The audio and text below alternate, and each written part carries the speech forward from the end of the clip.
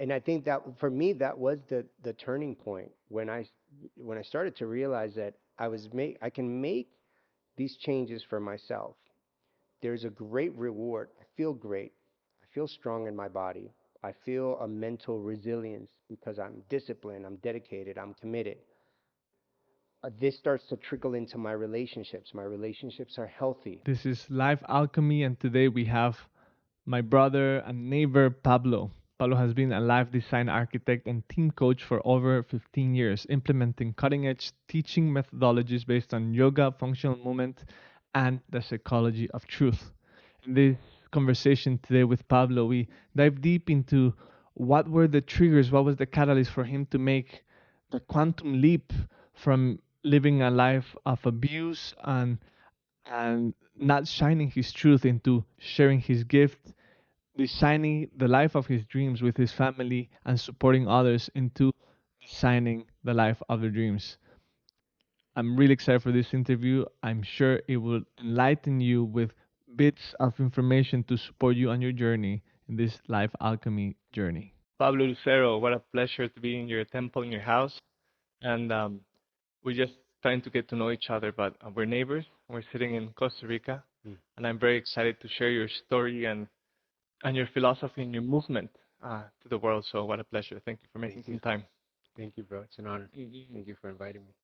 So, we're sitting in Costa Rica, but I know you're not from Costa Rica, you're from Argentina, right? I was born in Uh-huh. Argentina, raised in Miami, Florida, Mhm. state, and we've been living in Costa Rica now for 5 years. Oh, beautiful. Um, One of the main inspirations for this dialogue that we're going to have today is to inspire others to also dream big and make that daring move into the known, which then might land you sitting in a beautiful temple like yours here in Costa Rica. I know it's not always been like this. You come from corporate background. Can you share a little bit about that? Yeah. Um, Raised in the United States, my parents migrated precisely to give me a better opportunity, give themselves and the family a better opportunity from Argentina. And growing up in the States, eh, I didn't know what I wanted to do. Um, I did know what I wanted to do. I had an idea. I was just very scared, really scared to do it. From a very early age, I remember in high school, I saw a flyer on the floor that said, "Learn how to become a motivational speaker." Mm. I must have been 16, 17. I said, "I want to do that." Um, and with whatever access that was not available to me at the time, um, just it took it very far away. So that created a little bit of a limitation. I created a limitation and a fear. Mhm. And I said, "Nah, forget it. I'll look for something on the menu of university and college and find something." And I studied law and worked in law firms for about 13 years. Mhm. Yeah, and then decided to go on my own, start my own business, the yoga instructor. Wow. Before we move into the exciting part of yoga and movement, where do you think this fear is coming from? Because what you shared is things I've also felt growing up. Like I had a different idea of what I wanted to do, but there was all these fears in my DNA, my system, and I see it with a lot of people around the world, family members, friends. Where's this fear of like following your dream? You say like I saw a motivational speaker, a flyer, but you decided to go. We could call it the easy route, but it's more like the route of contentment. Where do you think this is sprouting Yeah, from? that's a great question. I think now, with what I know, is fear of the unknown. And at that time, 16, 17 years old, it was also my environment, growing up in lower mid class environment, going to a school that was predominantly low income, a lot of gangs, drugs. Uh, there were I don't remember any one motivational speaker in my circle of friends. So I think not having that, not having an environment and people that were, my parents were always supportive, with what they know. But I think the environment plays a big role where it's like, okay, I'm excited about becoming this motivational speaker, but it's so far from my reality that it doesn't exist in my field. So I completely just that thought process is like, well, I I don't have access to it. And It was like being an astronaut, right? It's like, okay, like exactly, motivational speaker, astronaut, Red Bull guy. It's like all like far-fetched dreams. exactly. Yeah, and I think a lot of this work, meaning the self-development work, the self-improvement work, body, mind, spirit connection, it's accessible to some of us, even though it's accessible on YouTube. But what about that person that lives in a similar neighborhood? That, the mom that works, 3, 4 jobs and is taking the bus and has 4 or 5 kids, uh, and who is in her group of circle that has access to this possibility. So when the possibility is very far away, it's easier to choose something that, you know what, it's easier for me to take the bus and go work these 5 jobs to feed my 5 children. Yeah.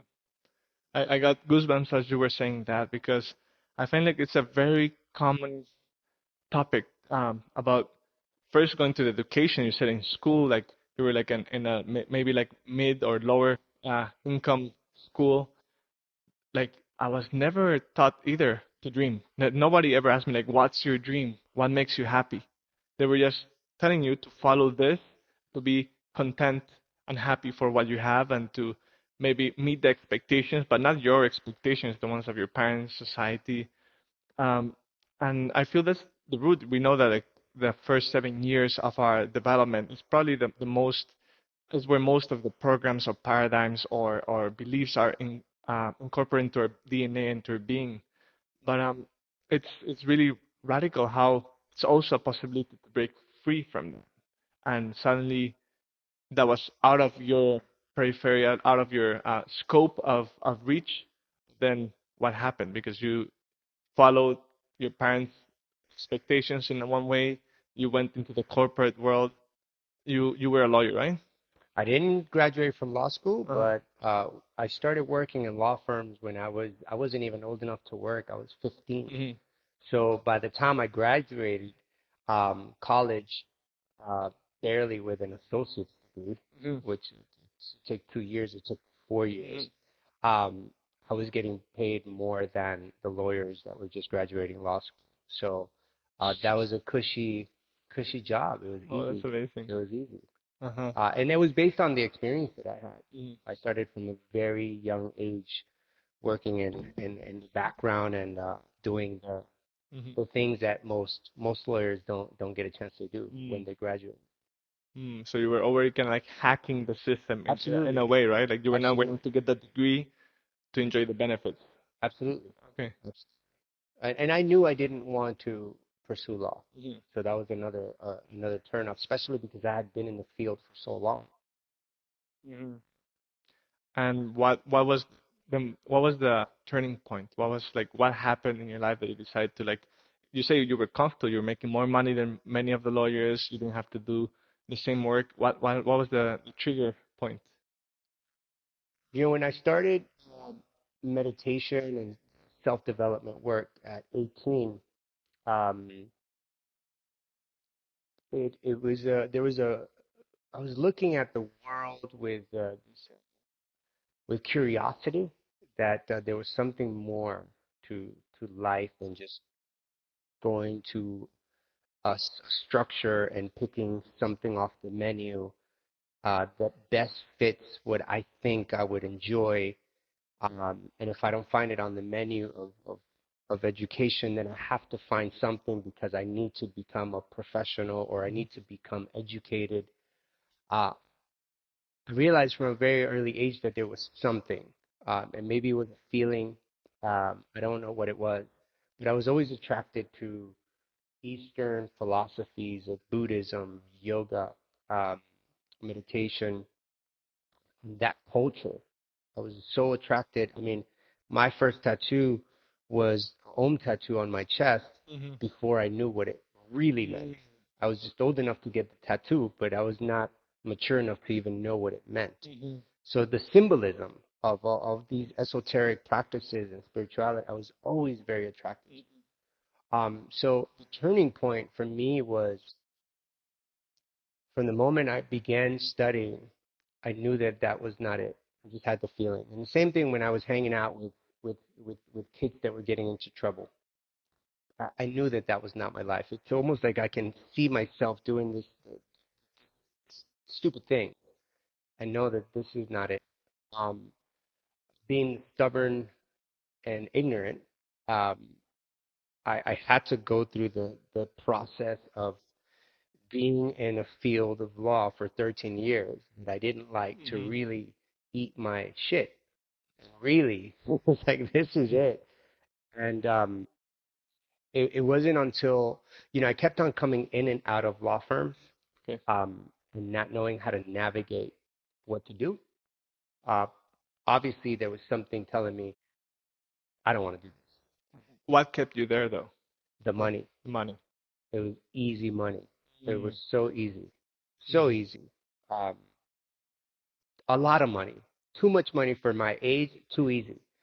Um, to really play a role, to act, right? And wear a same suit that everybody's wearing, and just a different tone of blue.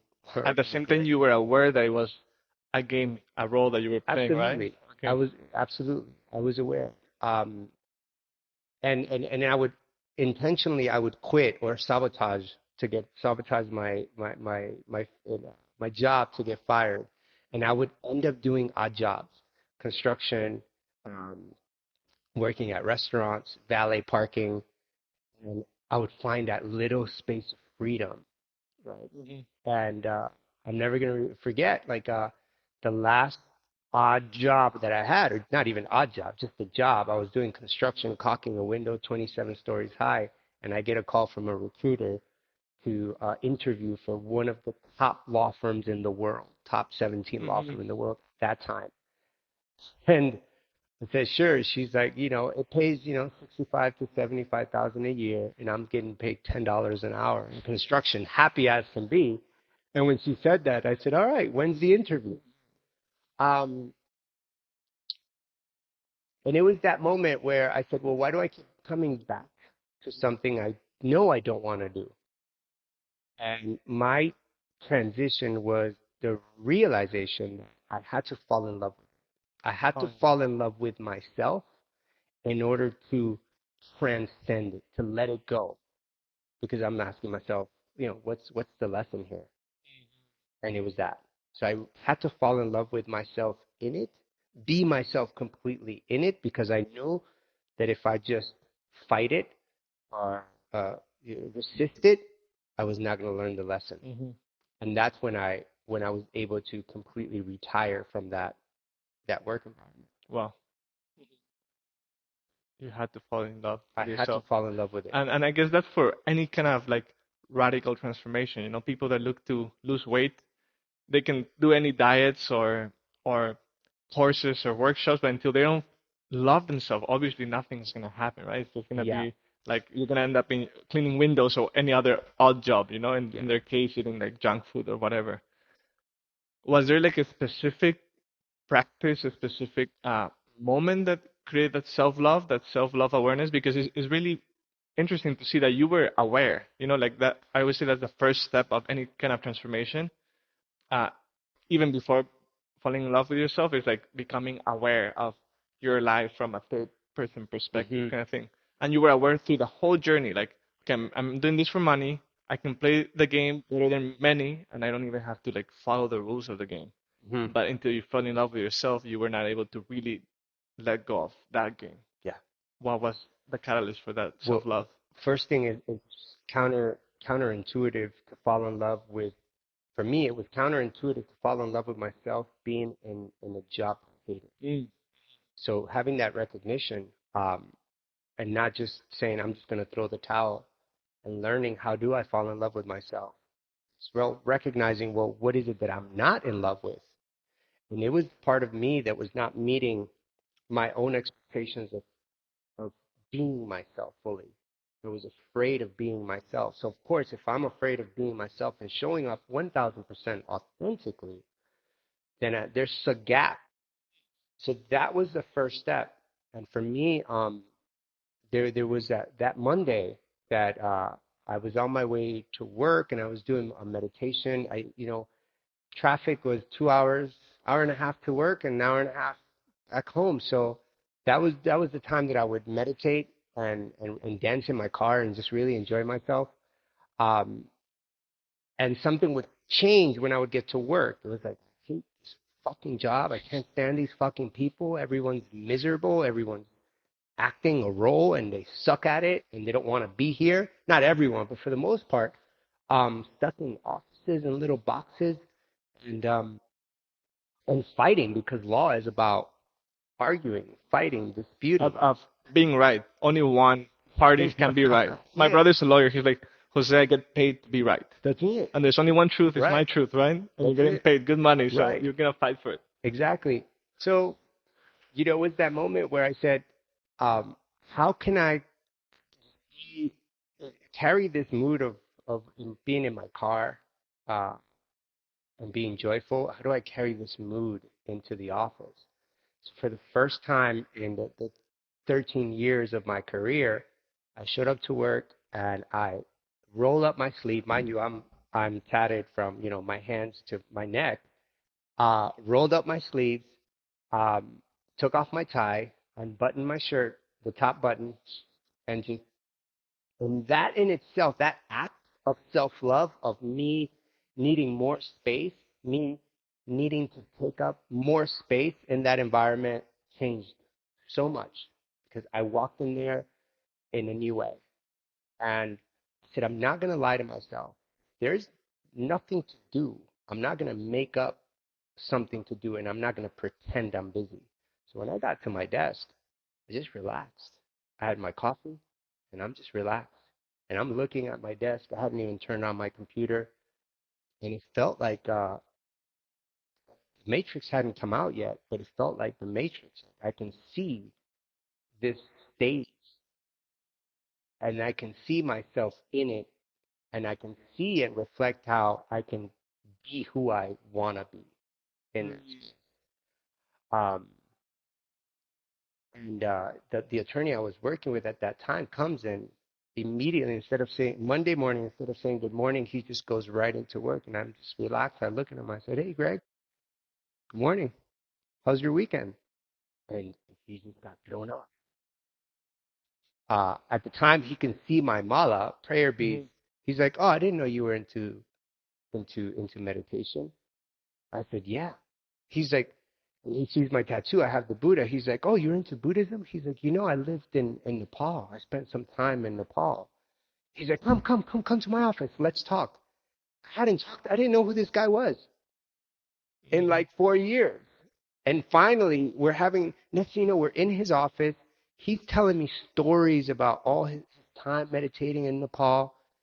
And that's when I started feeling the feedback from the world of just by me being myself created this ripple effect that was good, right? And I noticed that fight against this job that I don't like or this career or this environment or this system completely disappeared. And that's when I began to fall in love with myself in that environment. Wow. I want to go back to you like in the car for 1 hour and a half, 2 hours, because even though like it sucks to be in traffic, it's a blessing if you see it from that perspective. It gives you time to reflect upon your life. Yeah. And I see you could be smoking or getting like or drunk or hopefully not, but drunk or just like taking pills to numb yourself because you are aware of your life experience. But for you was reflection, and you were dancing, and you decided to bring that dance into the office space. I guess like we can go both ways. You could be invited to your attorney's office to talk about Nepal, or you could be like, what the fuck, like, who are you? You know, like you're a gangster or whatever. Um, but as you said, just allowing yourself to be who you are, like removing the veil of fear of Mm-hmm. what if, which I guess you started from the moment you saw the ad of become a motivational speaker, and you're Mm-hmm. like, no, no, that's too much for me. Mm-hmm. and being able to expand. As you said, you were able to occupy more, not much more space, but your space Hmm. allow you to like sink into your energy, and he was able to see you for who you are. Hmm. When you, it's crazy how much energy we can spend not being who we are, right? Hmm. Like it's like, oh, it's much easier. Not really. Like all the energy to play small. It Right. actually takes much more energy to play small than to be who we are, because Sure. it's like trying to stop a river. There's all this flow of consciousness, and you're like, no, Exactly. playing small. So that happened, and then what? How do you end up doing crazy, beautiful retreats and movement and sharing a new philosophy of life? Yeah. Well, uh, it's as you were saying, that invitation to his office, because that was towards the end of my career in law. Uh-huh. Towards the beginning, because there was also a little bit of the other side, I was also hanging out with lawyers and doing cocaine in their office, right? So there was that part, The law of polarity, right? right? And I was also in traffic. Literally, I would have, because it's moving slow, I would have the big gulp drink filled with beer Uh-huh. and doing cocaine and with straw and drinking beer Uh-huh. on Thursday on the way to start partying. Uh-huh. Um, so that that was very real, and it was hard, and it's dedication and work to really snap snap myself into a new reality. How do I want to live my life? Which then later on transcended into these final stages of that career. Um, so when I came to that moment, that crossroad of just being completely authentic, um, and open and expressive, there was fear, because and fear was that I'm going to be judged, right? And I'm going to be looked at as that weird guy. My office, I turned it into, it looked like an ashram. I had pictures of Ganesh and deities and Buddhas and statues. Um, Whenever I would mess around with my colleagues and say, when they would come into the office with like a weird vibe, I would ring my little bells, Mhm. right? And I was making fun of it and being a jokester about it. I would do handstands and headstands in You were my, like the Hayoka, right? Like, yeah, exactly. And I had to really exaggerate to make fun of it, but also exaggerate to give myself permission to be that, right? Not hide it and not tame it. mhm, So just to be that, with also being mindful of it, being an exhibitionist and a mhm, show off, mhm. right? So just be really mindful of that. Uh, So that same Monday, I got an email from we all got email from Human Resource, and the title is "How to Know You're Having a Heart Attack and How to Avoid It." And it gave all the steps. It said, "Good morning, Then one 9 Monday, a.m. yeah, there you go. This is it. Welcome to work. Get to fucking work until you have a heart attack." And it wasn't how to prevent a heart attack, but how do you know when you're having a heart attack and what to do? So uh, I responded and I said, how about preventing a heart attack, right? And I got a response back. It's like, well, if you have any ideas, please share. I said, fantastic. So immediately I put 4 steps to prevent stress, Mhm. to relieve stress, breathing techniques. Very simple. And I said, and at the bottom, I put in red letters, if you want to learn more, please let me know and I'll add you to this Monday motivation email list. Just as fast as I'm telling it to you, that's how fast it took me, how long it took me to create. So I get like 5 emails back. And people are like, oh my God, this is amazing. Please add me to your newsletter. I said, fantastic. So now my Mondays, 9 a.m., had purpose. And they were my purpose. And I was Mhm. getting paid a lot of money. So I started seeing, okay, wow. Now my mornings, I'm thinking about what's going to be the Monday morning motivation, right? That was my morning. I'm on the way to work. How beautiful is that? How exciting is that? And I started getting more and more people wanting to be added to the email list. So then I said, okay, by the time I reach 40, I'm going to do a 1 hour, called it Empower Hour, lunch, Mhm. and give a talk. How old were you back then? Let's see, this was about 18, 20 years ago. I'm 47.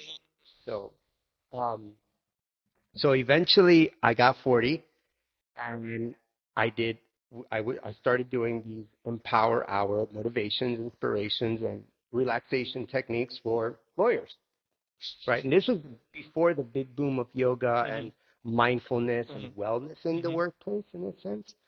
Um, so that was a huge turning point because then my job became my new career, and I had no idea that that's what was happening. I guess there was a new part for the equation, which was purpose, right? Exactly, And purpose, excitement, and you were getting paid a lot, as you were saying. exactly. Oh, I that's was I was in office motivational meditation mindfulness. So you're getting paid $75,000 a year. still part of that cosmic joke that you were talking about. I Exactly. like I see like all these beliefs like crumbling. Like, hey, I cannot make good money being who I am, who truly I am, and having fun. You were like, I'm having fun. I am who I am, and I'm getting paid good money. Right. New reality. Things. Yeah.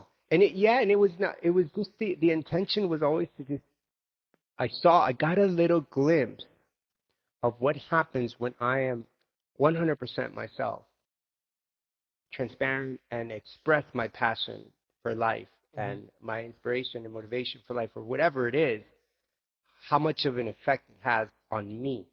And it's that, that ripples Mhm. outward. Um, and that's what I was doing more of. It was that unbuttoning of the shirt and rolling up the sleeves. It was the catalyst where two things can happen. Either I get fired because I'm looked at something and I'm judged, discriminated, or I'm embraced. And I didn't care at that moment. That was a big shift for me. I Mhm. didn't care. So interesting to hear you say this because there's all these, I think Vision calls him from Mind Valley, calls him rules. All these assumptions, all these rules that we take as true, but we really cannot know if they're true until we put them to test. I always say, don't take nothing as true, question everything. And you were like, okay, I think I'm not going to be accepted. I think I'm not fit enough to be motivating other people. And suddenly you're getting paid, doing what you love, being totally accepted, not even only accepted, but you're being encouraged to be who you are so people don't have to receive that email of how to know if you have a heart attack. You're actually doing the preventative part. Um, what emotions were you feeling? You were feeling freaking awesome. I was floating. Hmm. I was floating because also at that time I had just started doing my yoga teacher training. Hmm. Um, and I was doing a lot of detoxing, water fasting, juice fasting, completely cleaning out my diet. Hmm. So the the catalyst I feel for that um, was getting into my body, really getting into my body and taking up my own inner physical space and inquiring about who am I in this world? What am I doing here? What's the whole point of this? Right? And allowing that to express outward. So it was it it hasn't stopped since then. It's been a trip. So reclaiming your body. This is why here you were like, okay, I need to clean up my vessel. You through all the yogic teachings, we talk about himsa, taking care of your body, discrimination, which is people think that discrimination is bad, but discrimination towards races could be bad, if we want to call it that way, but discriminating against toxic habits, toxic substances, toxic relationships. So you were like cleaning up your life. Absolutely. What was the hardest thing to clean up? Because you told me you were like gulping also like some beer, alcohol, doing cocaine with doing Yeah. the law firm lifestyle. I DJ'd for 13 years Uh-huh. too, so it was law firm, DJ, that's a DJing, perfect so it's combo. the best combination of all things bad. Strip clubs, women, typical Miami vibe, how Yeah. you see it on the I don't regret any of it. Uh-huh. It was such a beautiful learning, and I'm not ashamed of any of it either. Um, what was the question again? So what was one of the hardest things to clean up or to let go? To let go. The hardest thing to let go was the idea that I needed to become somebody, to be something for someone, for others, for society. That was the hardest part because that brought me to my knees to really come to terms that I had no idea who I was. I had been living a lie. I'd been acting out a lie um, that was the best one that served me to survive and even thrive in certain environment, a little microcosm environment that I created. Um, and I came to the terms that I'm definitely not that. So that crossroad of I'm not that, that means if I'm not that person, those are not my friends because I'm not that person. Those are not my coworkers because I'm not that person. So it was really that lonely, empty space of I know I'm not that, yet I don't know who I am. And that was the hardest part. That was the hardest, the most, the darkest and the loneliest part. Borderline depressive, right? Yeah. You were cleaning up your body. Yes. I always say let's start with our body. Like okay, I have no fucking clue of who I am. Those are not my friends. These are not my habits. This is not my job. This is not my career. So let's figure out.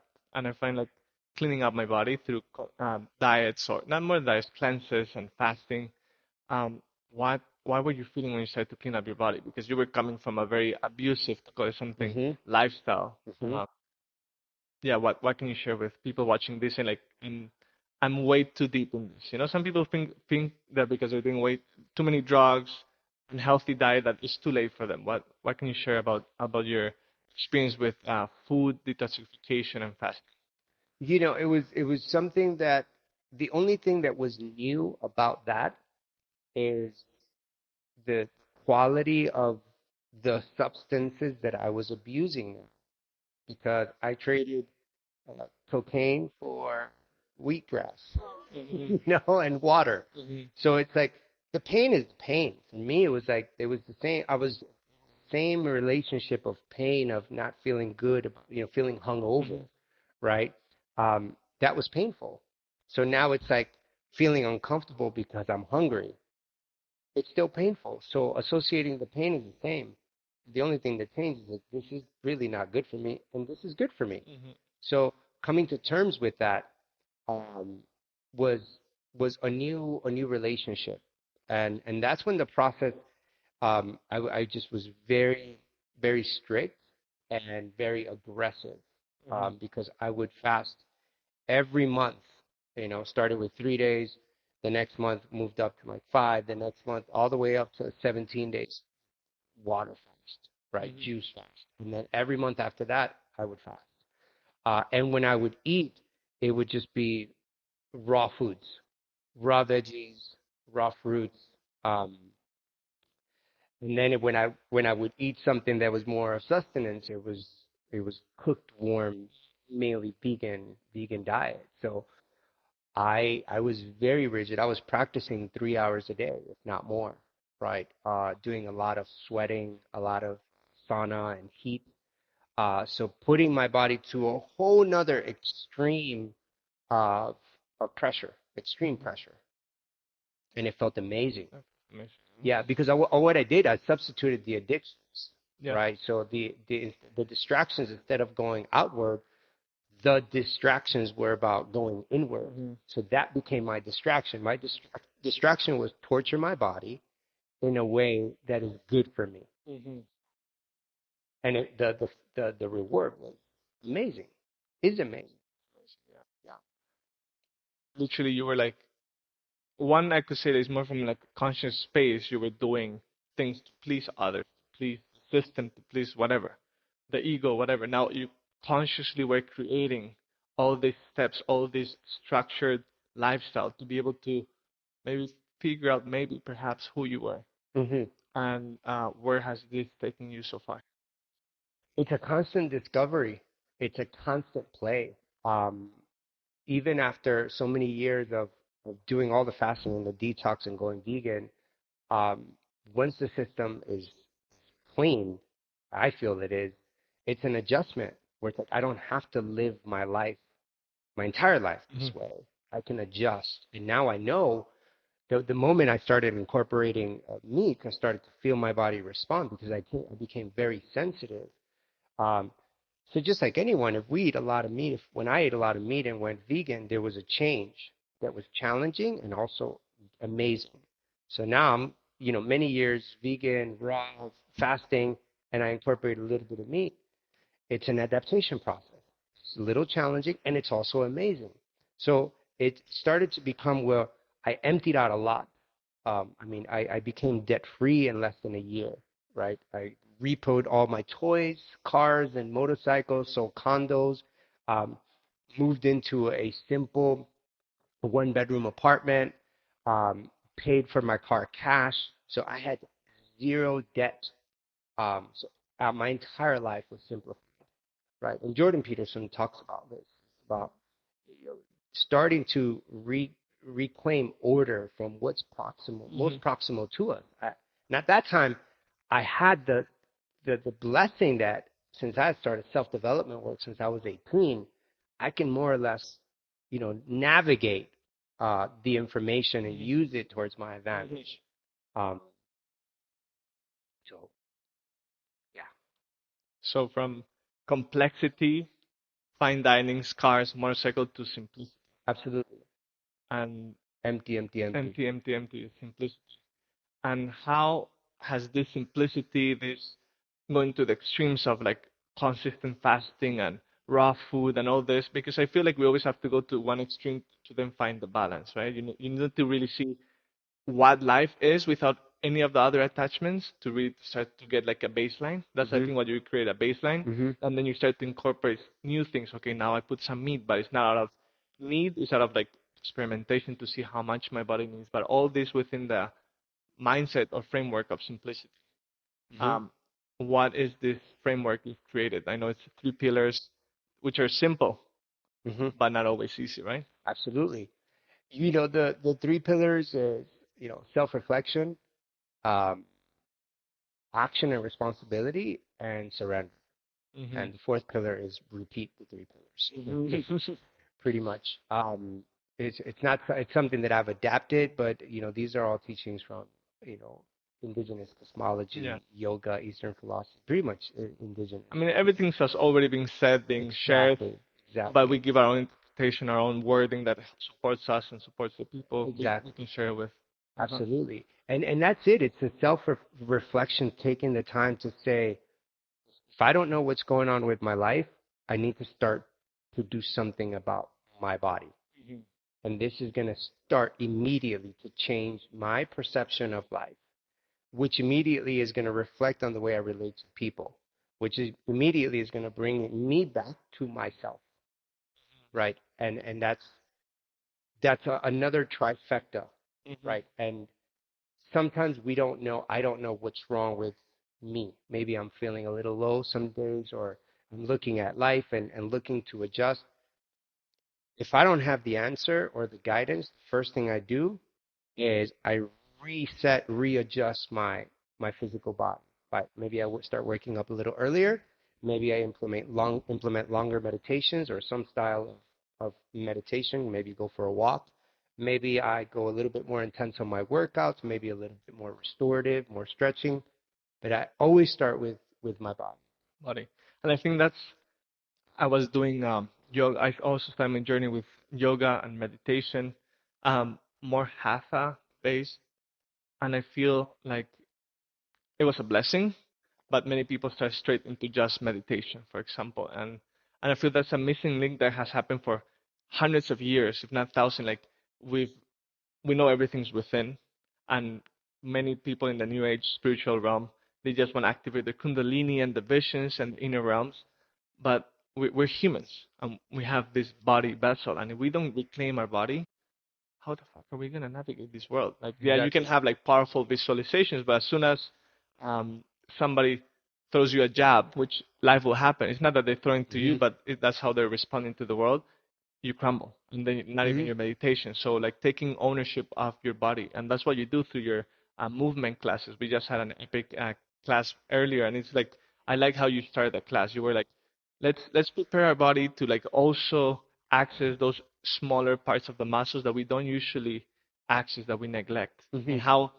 do an exercise to be able to respond correctly, even though we're not always prepared for a different movement. Mm-hmm. So you will start to reclaim your body through movement, through diet. Um, what is the number one thing you could pinpoint that you see with the clients you work or in the retreats you host? What is the number one like misalignment in people's body? Because many people have very strong mind to be able to meditate, but like, Mm-hmm. what's up with the body? What do you think is the main flaw in people, in society, in our bodies? I feel the first and foremost is the lack of communication Mm, with the body. Um, most people come very detached uh, to this work, to their physical body, and it's because that's where fear and pain live in the body. You said something really great. It's like we're here, we're on this earth, and we're here in flesh and bone. So what makes us human is exactly this. It's this desirable vessel that is here to have this human experience. And it's actually painful to be in this human experience. And most people want to avoid pain from the moment we're from birth. the moment we're born. Yeah, That's right. the first trauma, Uh-huh. right? Depending on how the birth went. It's the first trauma. And it's like, yeah, welcome to life. It's going to be pain. It's going to be suffering. It's going to be mucus and inconsistencies and imperfection. And it's going to hurt. Now, people think hurt like, ouch, that hurt. And I just learned recently from seeing a doctor. He's like, hurt is pushing, pulling, stretching, itching, burning, right? All of that is pain. Um, and most of us want to avoid pain at all costs. Pain avoidance, like number one, Number one, number one habit of all us right? human beings. So that's why people get fat, and they're not in tune.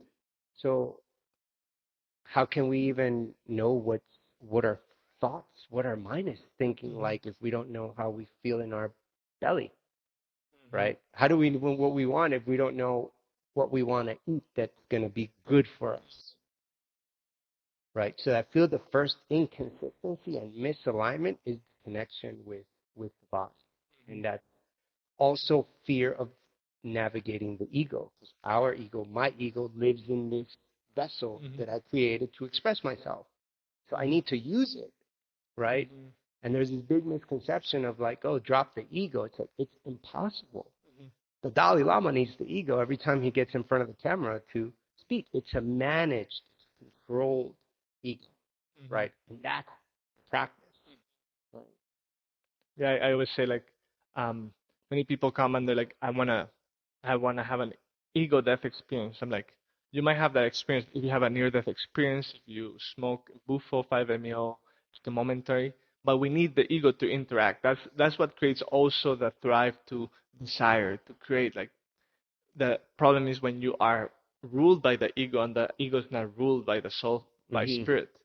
I really love how you say like the first thing is to like allow ourselves to not run away from pain. Like, pain is completely unavoidable. Mm-hmm. Period. But that's why Wim Hof has teaching us, hey guys and ladies, women, kings and goddesses, start exposing yourself to conscious pain Mm-hmm. in a conscious way so you can start to learn how to breathe through it, because you can never avoid pain. Right.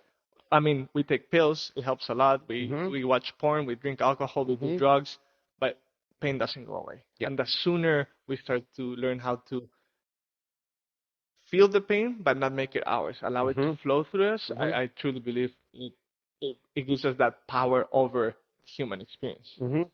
And Uh, that takes time. it takes time. It takes It's not time. easy. It's not like I go to a one ice Right. bath and it's done. Right. My friends ask me like, my childhood friends always ask me like, Jose, why in the world do you keep doing ice bath? I've been doing it for like seven years Mm-hmm. consistently.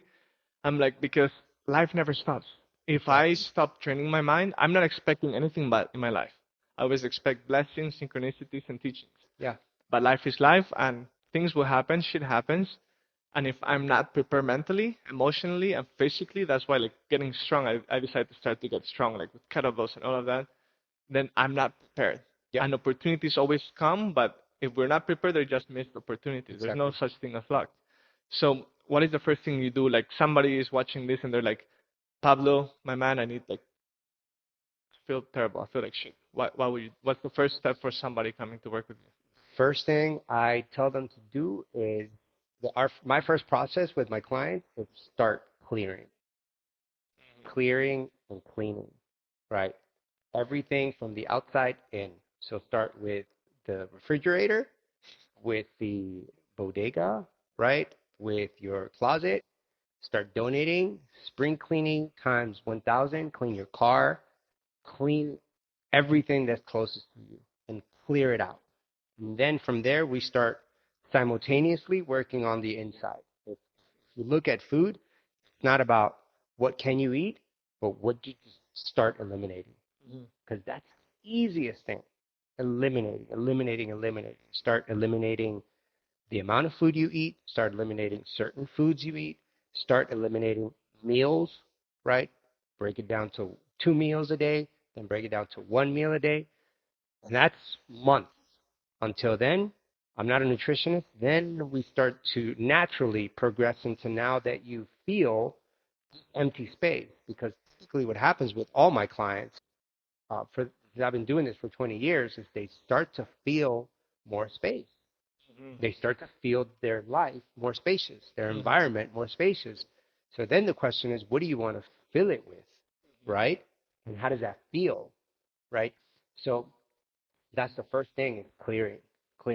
Making space, right? Like Making space. often I hear people saying like, "Oh, I want this, I want this." Well, like there's no freaking space in your There's no life. Your space. fridge has no space Yeah. for the blueberries and the kales or whatever you want to have, the nice steak. Uh, your water is garbage. You're drinking garbage. Like make space for new ways Right. to eat. And that means relationships, which is also very important. And that's a hard one because people like to hold on to people that make them feel good about their mediocre life. Well, we need. I always say we need like cheerleaders on both ways. Exactly. We need cheerleaders to get healthy. Like that's basically what you do. You're like a cheerleader, epic multi-dimensional cheerleader. But we also need cheerleaders doing drugs, abusing our Exactly. body. Right? Yep. It doesn't feel the same doing it by yourself. Right. Right. Mhm. Absolutely. Absolutely. And that's a process in itself because some of these people are also family, right? I mean, I was working with a client that had issues with sugar. When she stopped consuming sugars, her relationship with her mom changed because her relationship with her mom was based on baby throwing a fit. Mom would go and give her sugar because her dad wanted the baby to stop crying. So dad gets into an argument with mom, with his wife, and said, "Go feed the child sugar. Give her sugar." And they says, and now the baby's like, "I have sugar. I stop crying."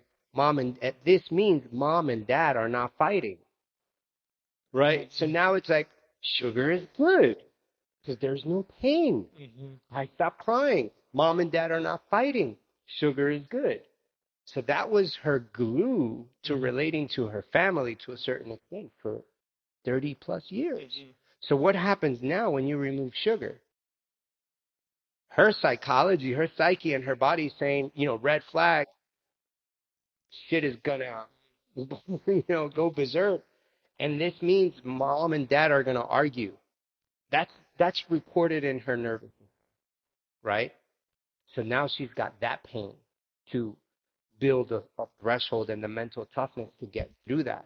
It's like the first time she allowed herself to feel, right? Not to like you, Exactly. like the blinders were lifted. Like, okay, this is what it said. Like sugar, Right. no more sugar coating. Right. Yeah. Exactly. So now, fast forward, 30 plus years of her living and creating that as part of her reality, and saying no to sugar. Now, how does she relate to her mom when her mom has got nothing to offer her anymore that is sweet like? So the relationship dynamics change. So New interesting when we relate with others, family, through some substance Right. or emotion. Exactly. It's so interesting. Like now what? And now what? Right? Same thing happened with me when I stopped drinking wine, when I stopped eating red meat for a while. My parents were raised in Argentina, so we're raised on wine and meat. So now, how do we relate? Right? Um, so it's a new relationship starts to unfold for us and unravel because the old relationship starts to crumble. So that's scary. And then what's the point of that? Why do that? Why do that? Why do Why that? do that? That's the biggest question. Uh-huh. Why do we want to do that? And what have you found out so far? Why do that? Because some might be watching this like, dude, maybe they're not Argentine, but they're like, oh, churrasco, they have great meat, great wine.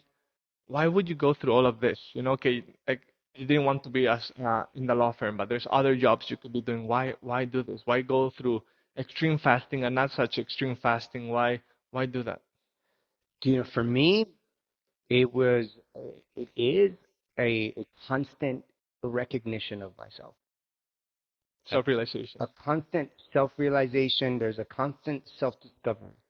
For the past year, up to 2 months ago, I was eating red meat almost every day, right? Because I changed my ways of eating. And I see the value in it. Uh, so I had to completely start readjusting again, right? Readjusting and rechanging and reclaiming a new way because of my environment, because of the way that I train. So that has changed. But I know I have an idea, I have some insight on myself as to how to change on my own so that I don't have to rely on a system, on somebody else's education, somebody else's intuition, right? Mine.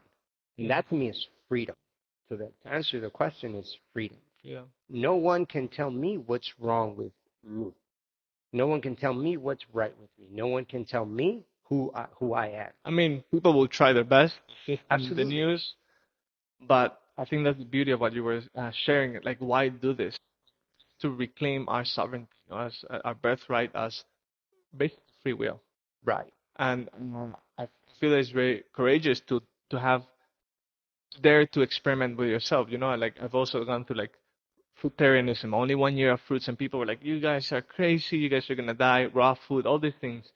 And it's not to show off. It's just out of curiosity, like, who am I? I'm gonna see Exactly. what my body feels with this. Yeah. And I think that's like something missing a lot in our development as childs into adults is like daring to experiment, not taking anything again as I said before earlier as truth. Like, is veganism the best? Is raw food? There's no best. It's like experimenting to yourself and for you is the empowerment to be able to choose that free Exactly. will. Wow. And I think that for me that was the turning point when I started to realize that I can make these changes for myself. There's a great reward. I feel great. I feel strong in my body. I feel a mental resilience because I'm disciplined, I'm dedicated, I'm committed. This starts to trickle into my relationships. My relationships are healthy because I'm devoted, I'm committed, I'm disciplined, I'm loyal, I'm loving. I feel easier in myself. I'm starting to reclaim something that is totally new and is still a mystery because it's still this unknown. I could easily put a name to it, but there is no name to it because it's mine. No one can intimately know this but me. And it's through that self practice. And then say, well, now that I reclaim my body and my mind and I feel I am in good spirits, what does this mean about where do I want to work? How do I want to make money? How do I want to raise a family? Do I want to raise a family? Do I want to get married? Do I not want to get married? So now the more essential questions about life, purpose, and meaning, you know, I can ask them because there's a level of clarity. And I guess like like when we're sick or we feel like crap, how in the world are you gonna even ask yourself those questions? You know, and Yeah. I think you were saying something very valuable about reclaiming your body, reclaiming your power to like you feel good because you're doing things that make you feel good. Your digestion is good because you're eating good. It's like reclaiming all the power to like I choose how I feel at any given moment. Mm-hmm. My mind is clear because I do certain practices or Mm-hmm. I don't do certain other practices, which I think breaks one of the biggest addictions, which is codependency on others. Like, oh, Mm-hmm. I get love from my partner, I get happiness from TV, I get joy from food, Mm-hmm. I get sexual desire from porn. You're Mm-hmm. like reclaiming your energy back. So Mm-hmm. now any relationship or any interaction you have with the world is not out of taking, Mm-hmm. but of giving. Yeah. Yeah. You nailed it. Wow. Yeah. Absolutely. Giving and co-creating, Co-creating. Yeah. co-creating our reality Mhm. because it's a, for me, if you were to tell me 20 years ago, you're going to be living in Costa Rica and you're going to have the freedom to do whatever you want with your time. Uh, and you're going to have a wife and a son, and you're going to have a healthy family and a healthy community. I would have questioned that. That was so far away, so far away. Even leaving the law firm was very far away. It was scary to jump into the unknown and not know when the next paycheck is going to come. That at least that was guaranteed. It was very scary. It was like that flyer that says become a motivational speaker. So far away. But it was all the became more possible the clearer I was in my body and in my mind. I can see it a little bit with a little bit more clarity, and I can make smarter, more intelligent choices as to how to get there. So when I started playing with that, next thing you know, I quit my job. Not only quit, but I resigned a legal career, and now I'm teaching yoga 3 4 times a day, and I'm actually making more money than I was at the law firm. I don't know how that happened. Right? And I have more time, and I'm taking more vacations than I've ever had. I said, what just happened? So I started doing more of that. And then it became all about creation. And it's the same thing. I'm buttoning that button. I'm creating self-expression, more of myself. So now that's all I do. Just create. I know I'm creating you and this platform. Be myself. So it's like, cool. Let's do more of that. I love how like the universe or our life experience, personal life experience, is a reflection of our inner experience, and as we allow ourselves to like bring the best out of ourselves, unbutton, roll our up sleeve, not to fight but to share, to not hide our skin of who we are. The universe has to give you back that as a reflection, and then it's like, hey, you want to play this game? You were playing the other game. You want to play this game? Bring it on. Right. And now you're living this dream life. You know, obviously it hasn't ended. It's just probably scratching the surface of Absolutely. what you can be delivering. But I think this is like a really important piece. There's like there's a possibility. Mhm. You had no clear path of how to get to that motivational speaker flyer you saw. You had Mhm. no clear path of what to do, how you're gonna pay the bills, but you knew you wanted that really bad, Mhm. and that was locked in into your mind. And I feel like when we have that connection, the steps come one Absolutely. breath at a time, one fast at a time, one client at a time. That's it. That's it. And that's the hard part sometimes that our ideals and possibilities definitely don't match our reality. And Oh, for a lot of people, especially, especially now we're February, there's the beginning of the year, people have goals and they don't match the reality. But and I always tell my clients it's not, and tell myself that it's not about matching an ideal. It's about creating the energy and the mindset and the feeling of how I want to feel right now, right? Because that's going to generate energy that eventually maybe is going to look like something yeah. that you know that I want, that I desire, that is good for me, Mm-hmm. right? And that's the power that everyone has.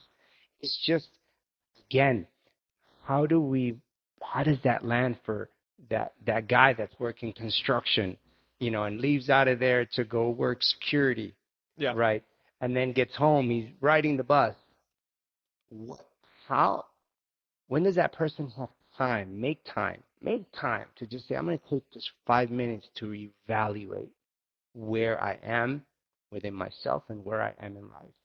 So somebody that's in that position right now, what like one practice you can share with them right now? That's it. Just take 5 minutes to evaluate where you are in life and ask yourself, where do you want to be? And what I mean, where you are in life physically, because the first thing sometimes we think about, I'm fighting with my wife, I'm getting a divorce, I don't have enough money. But starting with yourself, with myself, where am I in life with my body right now? Where can I be? Guaranteed. Because if somebody's not feeling comfortable, most likely, they're eating garbage, fast food, and not to disrespect, but maybe that's not garbage for them. That's food, and they don't know any better. Mm-hmm. That's fine, but so can we do a little bit better and adjust that. And I remember I had to stop fast food. I had to stop fast food, and that was a big change. I would do the drive-throughs. I would drink soda. So when I stopped just that, and now I'm cooking for myself, even if it was unhealthy and fried and full of carbs and sugars, it changed something. And it was a start. And it was a start. And the same thing with the alcohol and smoking. I'm going to be done with that. And it was like, that was enough. And it was a very small change that makes a big difference in one day. It makes a big difference in 1 week. It makes a big difference in 1 month. It makes a big difference in 1 year. It makes a big difference in 10 years. And if nobody likes to wait 10 years to be arrive at their I'm making a difference is working, guaranteed that those little changes will make a difference. So 5 minutes a day of self-reflection, contemplation, Just a of just moment. a moment Just of a like moment. analyzing, like, where am I? Am I happy where I am? Yes. Or what could it look like? And obviously, the what can change as you clean up your Sure. mind, your body, your vessel. Sure. But just like, this is not it. Like, and that was the fire you had inside. Like, you knew that was not it. That's it. What is that it? And if you Exactly. have no idea, like, sit down 5 minutes and start to like envision. Right. Mhm. Right. And now we're blessed to have, I mean, YouTube, you can learn anything. You can learn anything, yeah. Anything. It's out there. Yeah. It's out there and it's available. You know, when I was growing up, we didn't have. And even YouTube is a reflection of your habits and tastes, because YouTube is constantly feeding to your landing page, to your homepage, those videos that you tend to watch. So if you only see like prank videos and funny videos, or music, I don't know, whatever kind of music videos, that's what you're constantly looking for. But it's really cool to open my YouTube, because people say like it's a distraction. Social media. When I open my YouTube account or my social media, like, I'm freaking inspired. I see It's a temple. all these OGs, Dispensas, Breakdance, and Sadhguru. Lipton, Sadhguru, like Tony Robbins, whatever. I'm like, Yeah. yeah, that's like, they know what I want, and yeah, and they're keeping me more maybe on the screen than without it. But at the end, information Yeah. is like a sword you can cut or you can create. Sure. And I think that's a good thing to tell anybody watching this. Like, Absolutely. open your Explore tab on Instagram. What is it showing? So like showing hot girls, car, motorcycles, pickups, Right. shotguns, steaks, something, or is it showing you how to improve your mind, how to manifest the life of your dreams, how to feel at peace, the next detox that you could be doing? Yep. I think like in life, it's our expression of our inner world. Even our devices and technology is an expression of that. Huh? Absolutely. It's all right there, and it's just a moment. You know, it's not even 5 minutes. It's not a prescription. It's just a moment. It's a moment. You know, it's a moment. It's like have a moment with yourself. That's it. Yeah. And the more we do that instantly, naturally, the more we start to see that we could be doing life, we doing ourselves a little bit differently, just a little bit, and that's enough to start.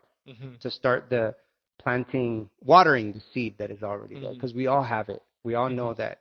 We all come to life, you know, with the same opportunity, possibility. Even babies that are born, you know, of heroin addicts and are dumped in the garbage, we all come from the same, you know, same essence of creation of God. Yeah, it's almost like we all have the same possibilities. And people argue, well, there's the economic difference and all background. Sure. And, but in the end, we have 24 hours. And like, nowadays, really, with the age of information, everybody has a device. Even like very low income people have like crazy device, better than the US president back in the 90s. So we all have the possibility of information, is what we do with that information. But I want to share your work, Omani, which is like I, I was learning about it. It's like an initiation process, reclaiming process. It's basically your life condensed into like a how many days process? So we have 5 days, 7 days, and 10 days. And I know you're having one in Costa Rica this coming April. What is the process like? The process is, you know, what we've been talking about. It's just taking that moment to look at yourself. So that moment, what we do is we extend it for 7 days, and it's walking into a multi mirror experience where everyone gets to be seen and show themselves. So we have exercises and experiences that allow every participant to show up. And this is the reflection. And we say, okay, this is how you're showing up in the world. No right or wrong, no punishment, no reward. This is how you're showing up, and this is the feedback. So every participant also becomes a facilitator, also becomes a brother, somebody accompanying you on the way that gives you feedback, right? And this is where the curiosity starts to open up that says, well, if I'm getting this feedback from the world, it must be that I'm putting this out. So if you're a fighter and you like to fight and argue with people, then this is the environment you're going to create at Omani. And at Omani, you're allowed to fight back. Everyone's allowed to fight back because everyone's allowed to be themselves. So the pacifist or the passive aggressive one will be like, no, it's okay, you're just a precious human being, and somebody else that likes to fight is like, hey, you're being an asshole, and I feel like I don't like you right now. It's charged. So that spontaneous expression of life is what we allow at Omani. It's not a retreat that you leave life to go do something else that's very foreign to then return to your life. It's that you leave life exactly how you left it to do you as you live your life, to see it, that this is how you do it. So if you're lazy and you don't want to move your body, you're going to be lazy, and it shows that you're afraid of feeling pain. That's what we were talking about earlier. How do you then transcend that, right? That's curiosity. That's the word. If you're afraid of commitment, that means you're going to be showing up late. Well, how is that showing up with your wife or soon-to-be ex-wife? Right? Because you're afraid of commitment. Because, she's taking your family, your children, and you're surprised because you haven't been around. Well, this is how you're showing up. How do you transcend that? How do you become something that's going to work out for you and for the world? Right? Because we all have that capability that we can make ourselves and somebody else's life just a little bit better. All have that capability. Right? So it's the one in April. It's Omani Brotherhood, and we incorporate movement, adaptive inquiry, which is a way of self-reflection. Um, we work with medicines and sweat lodges from indigenous traditions. Um, and we do a lot of sharing, a lot of exercises.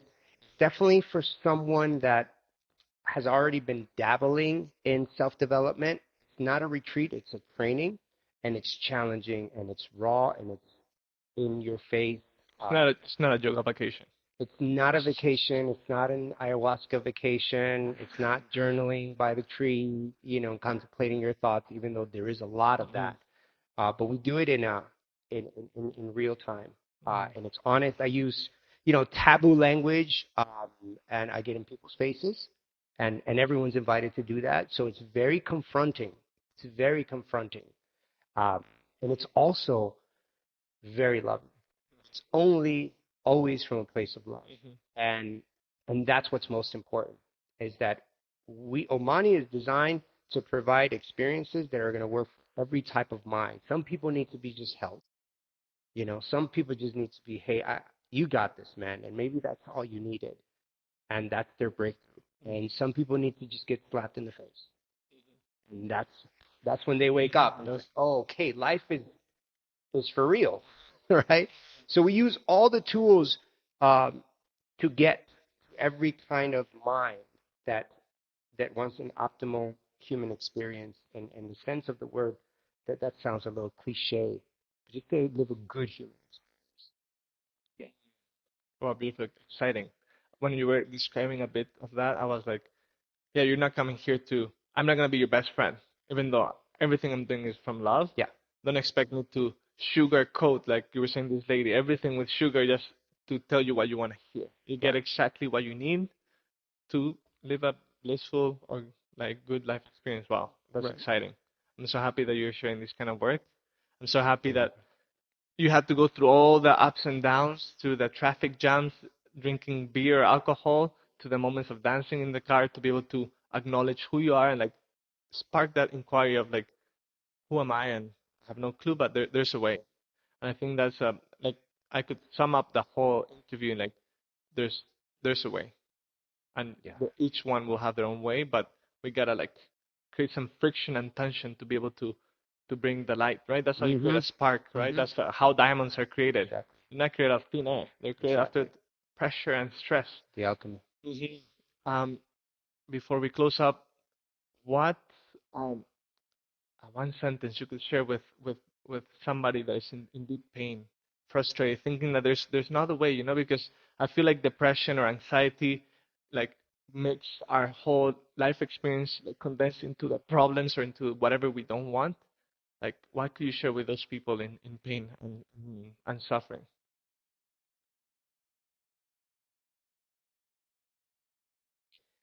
Fucking just laugh at it, as hard as it may be, and as hard as it is, and you can have it easier. It can be easier. It can be easier. You can make it easier. But that initial just laugh, that's, for me, that's one thing that has worked always when in the face of aversion. Like when I was crossing the border at 12 years old from Canada to United States in the, in the middle of the forest, and I couldn't see my hand in front of my face, uh, and I got scared, uh, I just laughed, chuckled, I laughed. Um, I wasn't taught that, but it made it just a little bit better. It made it just a little bit better, just for a moment, and that changed something. I've been in really shitty situations, down to my knees, praying to God, like I've been partying for 3 days. I haven't slept. I have drugs in my systems. I've been with strippers, and I'm on the side of the road crying, like, and going through this emotional process. And at the end of it, just the laughter, like, this is comedy.